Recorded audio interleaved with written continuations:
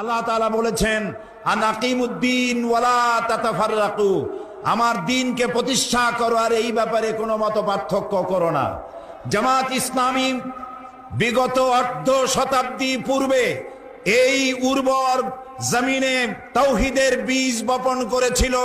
সেই বীজ থেকে চারা উদ্গত হয়ে সেই চারাটি আজ শাখায় প্রশাখায় পত্র পল্লবে ফলে ফুলে পরিশোভিত হয়ে বিশাল ময়ূরে পরিণত হয়েছে।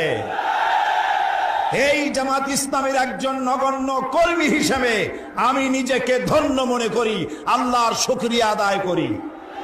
জামাত ইসলামী দ্বীন প্রতিষ্ঠার প্রচার প্রসারে বিগত অর্ধশত বছর ধরে এই দেশে কোনো হাঙ্গামা, কোনো মারধর, কোনো সন্ত্রাসী তৎপরতা চালায়নি।